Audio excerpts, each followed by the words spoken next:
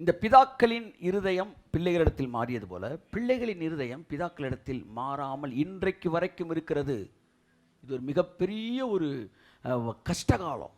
நல்ல கிருபை பேசுகிற ஆள்கிட்ட கூட இருக்குது சார்.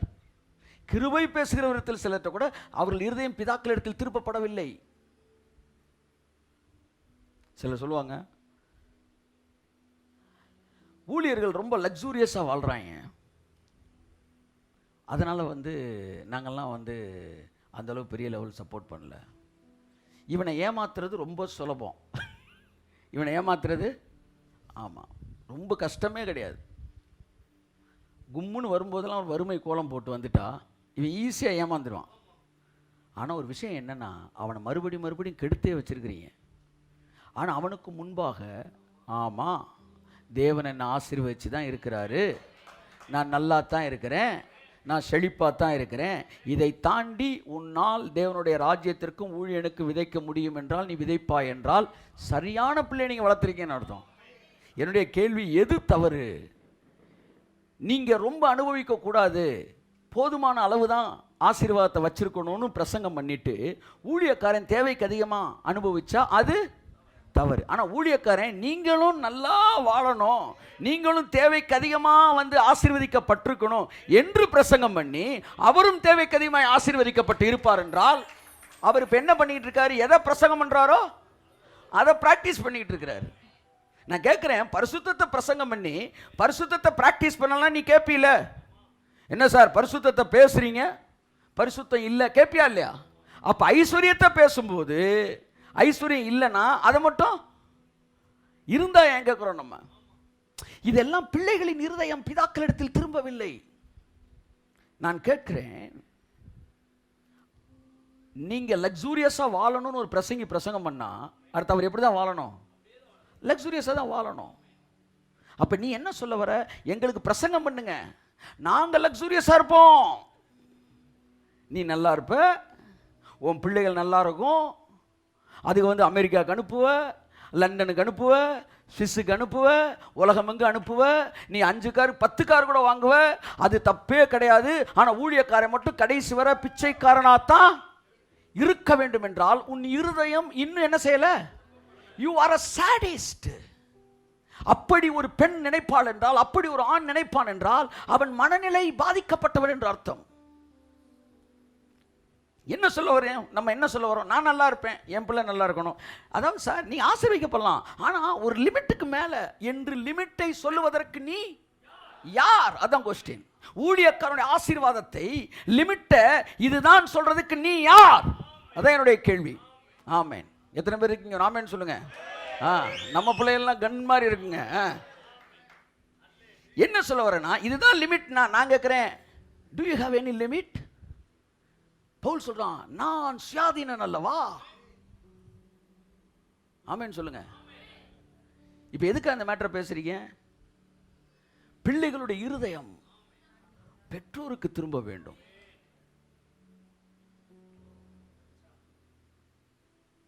ஆமென் சொல்லுவோம். இந்த கடைசி காலத்துல தேவன் நினைச்சார்னா ஊழியக்காரனுக்கு வரதை ஃபுல்லா ஸ்டாப் பண்ணி அவனை வறுமையில வச்சிருந்து பக்காவா இன்னும் ஒரு 1000 பேர் 2000 பேர் உள்ள கூட்டுறலாம். ஆனால் தேவன் பர்பஸாகவே ஊழியக்காரன் ஆசீர்வதிப்பார். ஏன்? அவன் மாறட்டும், அவன் மாறணும், அவன் மாறணும். அவன் இருதயத்துக்குள்ளே இருக்கிற தேவையில்லாத அந்த மதம் என்கிற அரண் என்ன செய்ய வேண்டும்? உடைய வேண்டும், உடைய வேண்டும். ஆமென். இது எங்க இருக்கு? நீங்க நினைக்கிறீங்களே, எல்லாருக்குள்ளேயும் போய் பார்த்தா ரொம்ப டீப்பா போனா ஒரு லெவலுக்கு மேல வரும்போது எல்லாருக்கும் இருக்கும். நல்லா உள்ள போயிட்டீங்கன்னா ரைட்டு ரைட்டு, சூப்பர் சூப்பர், ஆகா,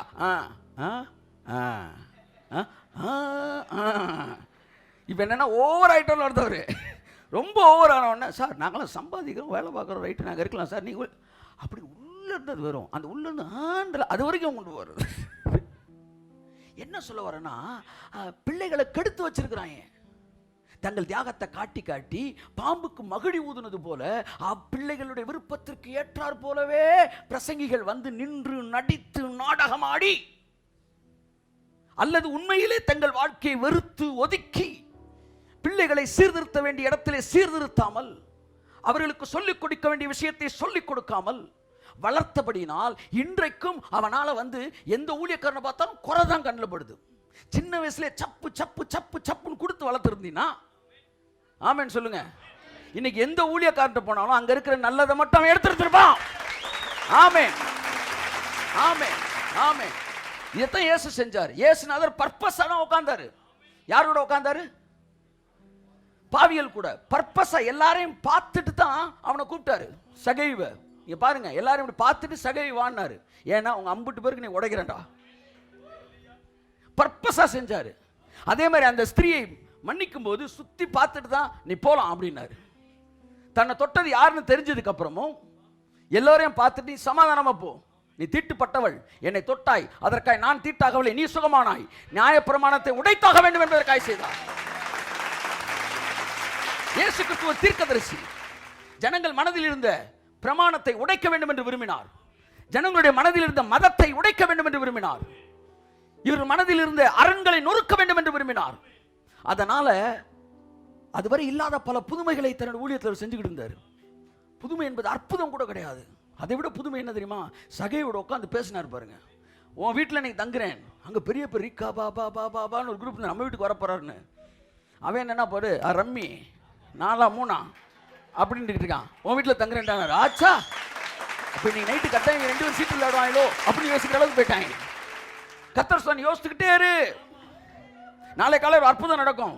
அதை பார்த்தோன்னு இன்னும் நீ குழம்பணும். இவர் நல்லவரா கெட்டவரா எனக்கே தெரியலப்பா என்ற நைக்கிறமான்ற மாதிரி ஆயிடக்கூடாது. இப்படி ஒரு குழப்பத்திலே அவங்கள வச்சிருந்தார். அவனா அதை தெளியணும். தன்னுடைய மனநிலையில் இருக்கிற அந்த அரண்கள் நொறுக்கப்பட வேண்டும். ஊழியனை சகோதரனாய் நினைக்க வேண்டும். இந்த கேள்வி கேட்கிறேன், உன் பிள்ளை 3 பிள்ளை நல்லா வாழணும், நல்ல பணக்காரியா இருக்கணும்னு நினைக்கிறியே, 4வது பிள்ளையா ஒரு ஊழியக்காரன் ஏன் நினைக்க கூடாது? அதுதான் என்னுடைய கேள்வி.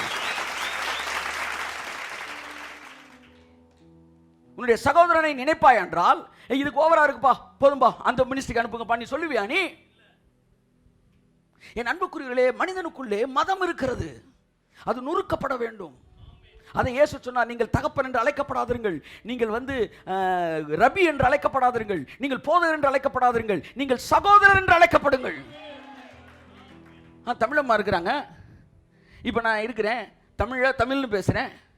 என்ன இந்த பாஸ்டர் லகரம் தெரில அப்படின்னு அவங்க பாட்டுக்க நகரத்தை விட்டு வெளியே போயிட்டாங்கன்னா அவங்க நினைக்கிறாங்க, நம்ம தம்பி, நீங்கள் என்னை பார்த்து நம்ம தம்பி சொல்லுங்க நம்ம தம்பி, எல்லா மேட்டரும் சால்வ் ஆயிடுச்சுங்க. அவ்வளோதாங்க, அவ்வளோதான். இந்த இடத்துக்கு வரும்போது தான் நான் குடும்பத்துக்கு வர்றதா ஃபீல் பண்ணுறேன். நீங்களும் குடும்பத்தில் வர மாதிரி ஃபீல் பண்ணுறீங்க. புதன்கிழமை சாயந்தரம்னா வீட்டில் நான் டீ-ஷர்ட்டை உட்காந்துருக்கேன். நம்ம ஃபேமிலி இங்கே இருக்கிறாங்க கொஞ்சம் பேர், உட்காந்து அப்படியே உட்காந்து பிரசங்கம் மட்டும் வீட்டுக்கு போயிடும். அவ்வளோதான். இங்கே நடிப்பு இல்லை, நாடகம் இல்லை. வாங்க பாருங்க, ஒரு வெளியரங்கமான விஷயம் இல்லை. ஏனென்றால் நான் வீட்டில் எப்படி பேசுகிறேன் அப்படி தான் இங்கே பேசிக்கிட்டு இருக்கிறேன். இந்த இடத்திற்கு அத்தனை சபையும் வரும் என்றால், என் அன்புக்குரியவர்களே, நாம் ஒருவருக்கொருவர் சகோதரராக இருக்கிறோம். நீங்க அந்த இடத்திலே ஊழியக்காரனை பார்க்கறதுனால தான் ஊழியக்காரனை சூப்பர்மேனா பார்க்குறீங்க. ஊழியக்காரனை சூப்பர்மேனா நீங்க பார்க்கும்போது, ஒரு தவறு நடக்கும்போது உங்களால் அதை என்ன செய்ய முடியவில்லை? ஏற்றுக்கொள்ள முடியவில்லை. உங்கள் இருதயம் துடிக்கிறது, ஈரல் பதறுகிறது. என்னாச்சு? அவர் சூப்பர்மேனாவே அவரும் காட்டிட்டாரு. அதான் பஞ்சாயத்து. நான் என்னைக்குமே சூப்பர்மேனா காட்டினேன். 40 வயசுல கல்யாணம் பண்ணாம வந்திருக்கிறேன். ஆனா நான் கர்த்தருக்காக சொன்னதே இல்லை. திடீர்னு ஒரு பொண்ணை கல்யாணம் பண்ணி வந்து நிப்பண்டா அப்படியே தான் சொல்லி வளர்த்துருக்கேன். அதனாலதான் 42 திடீர்னு கல்யாணம் கட்டி வந்தோடனே அத்தனை பேர் கை தட்டினாய், சூப்பர் அப்படின்னாய். ஆனா எத்தனையோ பேர் கல்யாணம் பண்ண மாட்டேன்னு சொல்லி திடீர்னு கல்யாணத்தை பண்ண உடனே செதறிட்டாய் மக்கள். ஏன்? தங்களை ஒரு சூப்பர்மேனாக ஒரு ஊழியக்காரன் காட்டுவது தவறானது. அவர்கள் சூப்பர்மேன் கிடையாது. வேதம் சொல்லுகிறது, எலியா the supreme star, எலியா என்பவன் நம்மை போல பாடுள்ள மனுஷன். He was just like us. இவனுக்கு மேல என்ன ஊழியக்காரன்? இந்த உலகத்துல எந்த ஊழியக்காரனும் சூப்பர்மேன் கிடையாது. அதை புரிஞ்சுக்காங்க. அவர்கள் உங்களைப் போல மிக சாதாரணமானவர்கள். ஆமா, 11 மணி ஆச்சுன்னா உங்களுக்கு எப்படி பசிக்குது, அவனுக்கும் பசிக்கும். ஆமாம், 1:30 மணிக்கு மேலே நின்று, ஐயா என் கண்ணெல்லாம் கட்டுது, உலகமே தெரியல, எனக்காக ஜெபிங்கன்னா, எனக்கும் பசியில் கண்ணை கட்டுதுமா, நீ தயவுசெய்து போயிட்டு சாயந்தரமா நானும் சொல்லுவேன். இல்லையா என்பவன் நம்மை போல பாடுள்ள மனுஷன். என்ன தவறு நடந்தது? பிதாக்களின் இருதயம் எல்லாம் பிள்ளைகளிடத்தில் திருப்பப்பட்டு அவர்களுக்கு ஏற்றார் போலவே தங்களை மாற்றி மாற்றி மாற்றி பிள்ளைகளின் இருதயம் பிதாக்களிடத்தில் திரும்பவில்லை. அதனால்தான் பிள்ளைகள் குழல் ஊதினோம் கூத்தாடவில்லை, புலம்பினோம் மாரடிக்கவில்லை என்று குறை கூறுகிறவர்களாய் மாறிவிட்டார்கள். ஆனால் அன்பிலே வளர்க்கப்பட்டிருந்தால், ஆமென், சகோதரத்துவத்தில் வளர்க்கப்பட்டிருந்தால், இரக்கத்திலும் தயவிலும் வளர்க்கப்பட்டிருந்தால், என்னுடைய தம்பி, என்னுடைய அண்ணன், என்னுடைய சகோதரன், என்னுடைய மகன் இப்பொழுது பிரசங்கம் செய்து கொண்டிருக்கிறான் என்கிற மனநிலை வந்திருக்கும் என்றால் குறைவுகள் நம்முடைய கண்களுக்கு என்ன செய்யாது? வராது. இதுதான் தேவனுடைய குணம், இதுதான் பரிசுத்த ஆவியானவருடைய குணம். பரிசுத்த ஆவியானவர் எல்லா இடத்துலையும் வந்து என்ன செய்யறா? ஆமா, பூமியானது ஒழுங்கின்மையும் வெறுமையும் இருளுமா இருந்தும் ஆவியானவர் அசைவாடிக்கிட்டே இருந்தாராம். அந்த ஆவியானவர் தான் ஊழியர் மேலும் உங்கள் மீதும் அசைவாடி கொண்டிருக்கிறார். Dear preachers, don't show yourself as a super being. அப்படி அல்ல என்பதை நீங்கள் புரிந்து கொள்ள வேண்டும். அவர்கள் நம்மை போல பாடுள்ளவர்கள், நம்மை போலவே பலவீனமானவர்கள். ஒருவேளை அவர் நிற்கிறார்கள் என்றால் அவர்கள் தேவனுடைய கிருபையினால் நிற்கிறார்கள். ஆமென், ஆமென். இந்த இடத்துக்கு நீங்கள் வந்துட்டீங்கன்னா யார் என்ன பேசினாலும் நமக்கு அது என்ன செய்யாது? வராது. இப்போ பாருங்கள், இவர் ரொம்ப ஆசீர்வதிக்கப்பட்டிருக்காரு, அவர் ஆசீர்வதிக்கப்படலை என்கிற மனநிலையும் நமக்கு வராது. ஏன்னா நம்முடைய இருதயம் பிதாக்களுக்கு ஏற்றார் போல் மாறி இருக்கிறது. அவருடைய சாட்சி சரியில்லை. Are you in grace or in law? கிறிஸ்து உங்களுக்கு மன்னித்தது போல நீங்களும் ஒருவருக்கொருவர் மன்னியுங்கள். உங்கள் துரோகங்களை அவர் பொறுத்துக் கொள்வது இல்லை. துரோகம்னா என்ன? உன்னை வாங்கிட்டு நான் கொடுக்க வேண்டியதை கொடுக்காம இருக்கிறது. நீங்கள் மன்னிப்பை வாங்கிட்டீங்க, ஆனால் நீங்கள் மற்றவர்களுக்கு தரலன்னா அதுக்கு பேர் துரோகம். இயேசு கிறிஸ்து பலமுறை பர்பஸாக சீஷர்கள் முன்பு அதை செஞ்சார். ஏன் தெரியுமா? சீஷர்கள் அந்த மனநிலை வர வேண்டும் என்பதற்காய். ஒன்று தெரியுமா உங்களுக்கு? சீஷர்கள் இயேசு கிறிஸ்துவின் காலிலே, இயேசு கிறிஸ்துவோட காலில் அந்த அம்மா உடைச்சி ஊத்துனப்ப எத்தனை வெள்ளி கொடுக்கலான்னு சொன்னாங்க? சொல்லுங்க. 200 300 பணத்துக்கும் அதிகமாக விற்று என்ன செய்யலாம்னு சொன்னாங்க? சொல்லுங்க. தரித்திரருக்கு கொடுக்கலாமே. ஏன் உங்க பர்பஸா தரித்திரருக்கு கொடுக்கலாம்னு சொன்னாங்க? சொல்லுங்க. ஏன் தரித்திரருக்கு கொடுக்கலாம்னு சொன்னாங்க தெரியுமா? முந்தின அதிகாரத்தில் தரித்திரருக்கு கொடுக்கறத பத்தி அவர் என்ன செஞ்சாரு? பிரசங்கம் பண்ணாரு. இச்சிறியரில் ஒருவனுக்கு எதை செய்கிறீர்களோ அதை எனக்கே செய்தீர்கள் அப்படின்னு ஜகா ஜகா ஜகான்னு ஒரு பெரிய தரித்திரருக்கு கொடுக்கறத பேசிட்டு, போன வாரம் பிரசங்கம் தரித்திரருக்கு கொடுக்கறது, இந்த வாரம் காலில் உடச்சி ஊத்து அப்படின்னு யூதாசு தெளிவாயிட்டான். போன வாரம் அப்படி பிரசங்கம் பண்ணாரு, அதை மறந்துட்டு இந்த வாரம் காலில் ஊத்துற, இதை தரித்திரர் கொடுக்கலாமே அப்படின்னு கோட்டை எங்க இருந்து எடுக்கிறான்? அவர் பிரசங்கத்திலிருந்து எடுக்கிறான். அவன் நினைச்சிட்டான் பிரசங்கத்தை இவர் மறந்துட்டார். அவர் சொல்றாரு, பிரசங்கமே நான் தான்டா, இந்த திருநெல்வேலிக்கே அல்வாவா, கண்டக்டருக்கே டிக்கெட்டா, திருப்பதிக்கே லட்டா, நீ ஞாபகத்தில் வச்சிருந்தா நான் ஞாபகத்தில் வச்சிருக்க மாட்டேனா? அப்புறம் ஏன் நான் காலில் உடச்சி ஊற்ற சொல்கிறேன் தெரியுமா? பர்பஸாக தான் செய்கிறேன், பர்பஸாக தான் செய்கிறேன். ஒரு ஊழியன் உங்களுக்கு புரியாததை செய்யும் போதும், ஏன் தெரியுமா? அந்த இடத்துல தான் யூதாஸை வெளியே அனுப்புறதுக்கு பக்கா பிளான் நடக்குது. That is the final test, that is called acid test. அந்த ஆசிட் டெஸ்ட்டுக்குள்ள எவன் தாக்கு பிடிக்கிறானோ அவன் சீசன், எவன் தாக்கு பிடிக்கலையோ அவன் யூதாஸ். என்ன ஆசிட் டெஸ்ட்? அவர் சொன்னதுக்கு எதிராக அவரே வேலை பார்ப்பாரு. அதை பார்த்த உடனே கர கர கர கர கர கர கர கர கரன்னு சுத்தும். பதில் இருக்கு, ஆனா இப்ப சொல்ல மாட்டேன், சொன்னா நீ உள்ள இருந்துருவ. நீ பதில் கிடைக்கலன்னு போன பிறகு இருக்கிறவனுக்கு நான் பதில் சொல்லுவேன், இருக்கிறவனுக்கு தெளிவா பேசுவேன்னு. அவன் போனதுக்கு பாரு, அவன் வந்து கோமாயிட்டு போயிட்டான். அதுக்கப்புறம் அவர் பேசுறாரு, தரித்திரருக்கு செய்யறது எனக்கு செய்யற மாதிரி தான், ஆனா எனக்கு செய்யற மாதிரி வேற, எனக்கே செய்யறது வேற, ஊழியனுக்கு செய்யறது வேற, தரித்திரனுக்கு செய்யறது வேற. வந்து வந்து தலைவனின் தைலத்தின் மதிப்பு தெரிந்த உனக்கு ஆமென். லம்பாகினியா அந்த காரில் வந்து இறங்கினேன்னா எவ்வளோ பக்கம், எத்தனை கோடிப்பா? 5 5 crores. அந்த காரில் வந்து இறங்கணுன்னா அவர் 5 கோடி ரூபா காரில் வந்து இறங்குறார் அப்போ நீங்கள் சொல்லுவீங்களா? கார் மதிப்பு எங்களுக்கு முக்கியம் இல்லடா, உள்ள இருக்கிற தலைவர் மதிப்பு 500 கோடிக்கு சமம். உள்ள இருக்கிறவரோட மதிப்பு உங்களுக்கு தெரிஞ்சிருச்சுன்னா வெளியே இருக்கிறவரோட மதிப்பு உங்களுக்கு தெரியாது. இன்னைக்கு எத்தனையோ பேர் பாருங்க வந்து ஊழியர்களை வந்து ரசிப்பார்கள், எல்லாம் செய்வார்கள். ஆனால் வந்து லெவலுக்கு மேலே போகும்போது இது அவருக்கு தேவையில்லை என்று பேசுவார்கள் என்றால் அந்த ஊழியன் அந்த அளவுக்கு தகுதி வாய்ந்தவன் அல்ல என்கிற மனநிலை இருக்கிறது.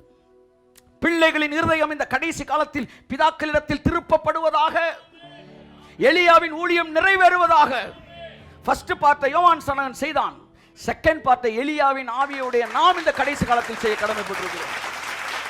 அன்புக்குரியவர்களே, ஒருவேளை உங்களுடைய தனிப்பட்ட வாழ்க்கைக்கான தனிப்பட்ட ஒரு சில காரியங்களை தேவன் எனக்கு தெரியாமல் உங்கள்கிட்ட பேசியிருக்கலாம். ஆனால் பர்பஸை ஃப்ரேம் பண்ணி நான் பேசலை. ஆனால் வாழ்க்கை முழுவதற்கும் உங்களுக்கு பயனுள்ள ஒரு விஷயத்தை இன்றைக்கி நான் சொல்லியிருக்கிறேன். ரொம்ப முக்கியமான அந்த விஷயம் தெரிஞ்சுக்கணும். இந்த மார்ஜினை போடாமல் நம்ம வந்து அடுத்தடுத்த மெசேஜ் கொடுத்துக்கிட்டே போனோம்னா அடுத்த மெசேஜ் உள்ளே என்ன செய்யாது, போகாது, வேறு எங்கேயோ போயிடும் மைண்டு. இதை நீங்கள் புரிந்து கொள்ள வேண்டும். ஆண்டவரே, இந்த கடைசி நாட்களிலே குறை கூறுகிற பிள்ளைகளாய் நாங்கள் இராதபடிக்கு நாங்கள் ஒருவரை ஒருவர் சகோதரராக எண்ணி நேசிக்கக்கூடியவர்களாக எங்களை நீர் மாற்றும்படிக்கு நன்றி சொல்கிறேன். ஸோ தேவனுடைய பெரிதான கிருபை, அது தேவன்கிட்டருந்து நான் வாங்கிட்டு வந்த வரோம், அப்படி தான் நான் சொல்லுவேன். என் கூட இருக்கிற பிள்ளைகள் எல்லாம், என் கூட இருக்கிற பிள்ளைகள் மீன்ஸ் என் கூட இருக்கிற எல்லாருமே இதுவரைக்கும் வந்து கிரிட்டிசைஸ் பண்ணுற மாதிரி ஒருத்தரை கூட தேவன் எனக்கு இதுவரைக்கும் கொடுக்கல. நாளுக்கு நாள் தேவன் அது போன்ற நல்ல ஒரு சப்போர்ட்டர்ஸையும் ஆசீர்வாதங்களையும் அதிகரிக்க தான் செய்கிறார். நான் ஜனங்களுக்கு ஏற்றாற்போல் நடிக்க வேண்டும் என்றால் மிக திறமையாக நடிக்கிறவன் நான் நடிச்சிருப்பேன். நான் அந்த பாவத்தை செய்யாதபடி தேவன் என்ன செய்தார், பாதுகாத்து கொண்டார். நானும் குழல் ஊதியிருக்கலாம். குழல் ஊதியிருந்தால் ஒருவேளை இன்றைக்கு வருகிற காணிக்கை விட அதிகமாக எனக்கு வந்திருக்கலாம். ஆனால் என்ன செஞ்சுட்டேன், என் வாழ்க்கைக்கு நான் ஒன்றை கெடுத்துட்டேன்னு அர்த்தம். இந்த ஜெனரேஷன்லேயும் உங்களை பாஸ் ஆக்காமல் விட்டுட்டு போயிடுறது. அடுத்து வேற எவனாச்சும் ஒருத்தன் வருவான், அவனையும் நீங்கள் குறை சொல்கிற மாதிரி வளர்த்து வச்சுட்டு போயிடுவேன். அடுத்து வர்றவனையும் நீங்கள் குறை சொல்லிட்டு தான் இருப்பாங்க மக்கள். கடைசி வரைக்கும் பிள்ளைகள் இருதயம் மாறாமலே போயிருக்கும். ஆனால் எனக்கு ஒரு பெரிய ஒரு எழுப்புதலை நான் பார்க்குறேன். இந்த சந்ததியில் ஒரு பெரிய மாற்றத்தை நான் பார்க்குறேன். குறைவுகளை தாண்டி ஊழியனை நேசிக்கக்கூடிய ஏராளமான ஆத்துமாக்களை நான் பார்க்குறேன். நான் சொல்கிறேன், அந்த பிள்ளைகள் நிறைவான பிள்ளைகள். ஆமாம், ஞானமானது தன்னுடைய பிள்ளைகளால் நீதியுள்ளதென்று ஏற்றுக்கொள்ளப்படும். ஆகவே உங்கள் தலைவரிடத்தில் காண்கிற குறைகளை காண்பீர்கள் என்றால் அவைகள் மாறிக்கொண்டிருக்கிறது என்பதை நீங்கள் மறந்து விடாதீர்கள். சில நேரம் நம்மை மாற்றுவதற்கு சில இடத்துல அப்படி வச்சிருப்பார். நான் ரட்சிக்கப்பட்டு ஊழியத்துக்கு வந்தபோது என் குடும்பத்தில் எல்லாருமே நான் ஊழியத்துக்கு போகிறத என்ன செய்யலை, அனுமதிக்கலை. எங்கள் அப்பா அனுமதிக்கலை, எங்கள் அண்ணன் அனுமதிக்கலை. வீட்டில் இருந்தாலே சண்டை பஞ்சாயத்து வந்துக்கிட்டே இருக்கும். ஆனால் என்னை திட்டிக்கிட்டே இருக்கிற மாதிரி ஒரு சூழ்நிலை. அன்றைக்கி ஒரு செகண்டில் எங்கள் வீட்டில் இருக்க எல்லாரையும் கர்த்தர் மாற்றிருக்கலாம். ஆனால் மாற்றி இருந்தால் நான் மாறி இருந்திருக்க மாட்டேன். ஆனால் சுற்றி என்னை திட்டும்போது அதையும் கேட்டுட்டு அமைதியாக நான் உட்காந்து, ஆமாம், சிலுவையை நான் விடேன், ஊரார் இடி மேஜர் அது அந்த பாட்டு என் மீட்பர் சென்ற, ஆமாம், அப்படியே ஸ்ட்ராங்காக நின்றனால என்ன ஆச்சுன்னா எனக்குள்ளே நிறைய மாற்றம் வந்துச்சு. உங்களை சுற்றி இருக்கிறவர்கள் மாறாமல் இருந்தால் என்ன நடந்து கொண்டு இருக்கிறது என்றால் நீங்கள் மாறிக்கொண்டிருக்கிறீர்கள். நீங்கள் மாறின உடனே அடுத்து ஒரே செகண்டில் எல்லாத்தையும் மாற்றிடுவார் தேவன். எல்லாத்தையும் மாற்றிடுவார். நீங்கள் விரும்புனதோட சூப்பராக மாறிடும். பாருங்க, சொரசொரப்பான அறத்தில் தான் பளபளப்பான கத்திகள் தீட்டப்படுகிறது. உங்களை சுற்றி இருக்கிறவங்களாம் சொரசொரன்னு இருந்தால் தான் நீங்கள் நல்லா வளவலன்னு என்ன செய்வீங்க. சுற்றி இருக்கிறதெல்லாம் வலுவலுவலுன்னு இருந்தாங்கன்னு வச்சுக்கோங்களேன், நீங்கள் உருவாக்கப்படவே மாட்டீங்க. ஆமாம், உருவாக்கப்படாமல் கடைசி வரைக்கும் இந்த நிமிர்ந்துக்கிட்டே நிற்கும் பாருங்கள் சிலர். அப்படி அது என்ன செஞ்சிடும், உடஞ்சிரும். அன்றைக்கி ஒரு பெரிய புயல் அடிச்சிச்சுல, இங்கே இருக்கிற 2 மரங்கள்லாம் சாஞ்சிருச்சு. ஆனால் நம்ம வச்சுருந்த அந்த மரம் அப்போ தான் பிஞ்சு வளர்ந்துருக்கு.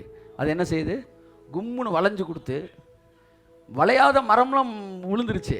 நம்ம வச்சுருந்தப்போ அந்த சின்ன மரங்கள்லாம் வளைஞ்சு, அதான் சொல்லுவாங்க பெரும் புயலில் மரங்களெல்லாம் சாஞ்சிருமா, நாணல் கும்முன்னு நிற்குமா முடிஞ்ச உடனே. ஏன்னா அது வளைஞ்சு கொடுக்கக்கூடியது. அத்தகைய ஒரு இடத்திற்குள் உங்களை வரும்படி அழைக்கிறேன். அப்பொழுது உங்கள் வாழ்க்கையில் எல்லா காரியங்களையும் தாண்டி நீங்கள் வெற்றி பெற்றவர்களாக இருப்பீர்கள். கர்த்தர் உங்களை ஆசீர்வதிப்பார்.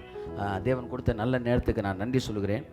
என் அன்புக்குரியவர்களே, எத்தனையோ முறை இந்த லீகலிஸ்டிக் மைண்ட் செட், அதாவது நியாயப்பிரமாண மனநிலை உங்களுக்குள் இல்லாமல் இருப்பதாக. ஆமேன் சொல்லுவோம். ஆமேன். ஆகவே நான் மன்னிக்கிறேன், ஆனால் அதுக்காக நான் வந்து மினிஸ்ட்ரிலாம் இன்வால்வ் ஆக முடியாது, சப்போர்ட்லாம் பண்ண முடியாது. அதுக்கு பேர் தான் மன்னிக்காததே.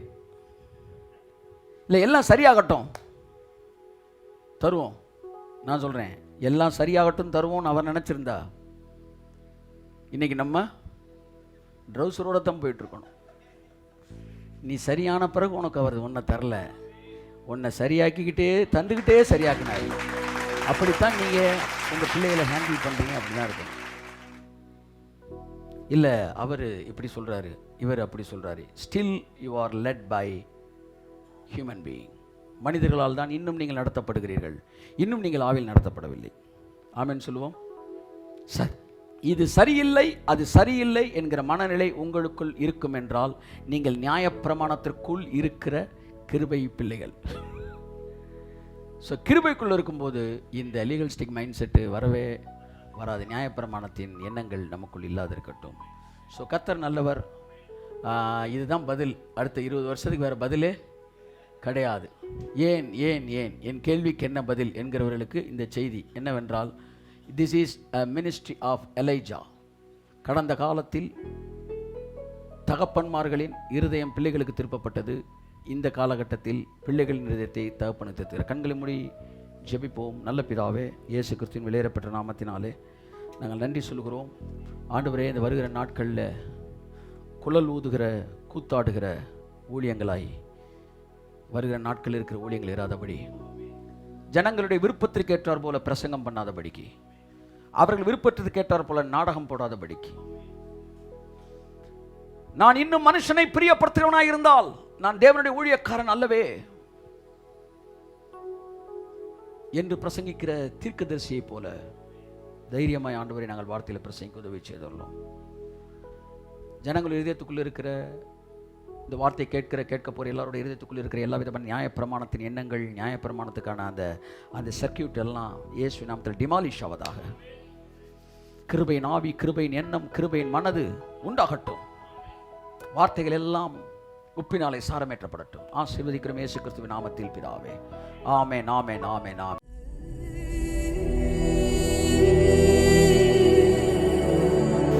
மிகுந்த எதிர்பார்ப்புக்கிடையே நம்முடைய யாத்ராகமம் புத்தகத்தை குறித்த விளக்க உரை, அகத்தூண்டுதல்கள் 365 பெருமையுடன் வெளிப்படுத்தப்பட்டது. ஆமென்.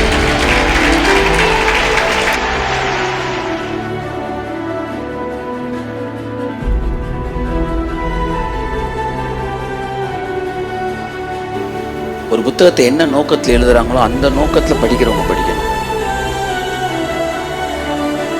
It's a inspirational view or life சேஞ்சிங்காக எழுதப்பட்டது.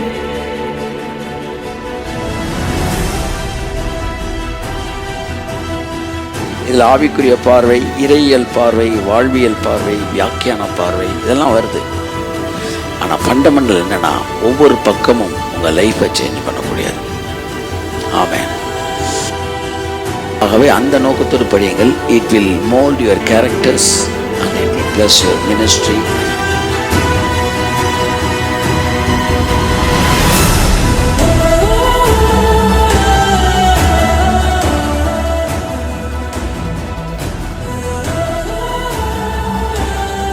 $250 இந்த புத்தகத்தின் விலை.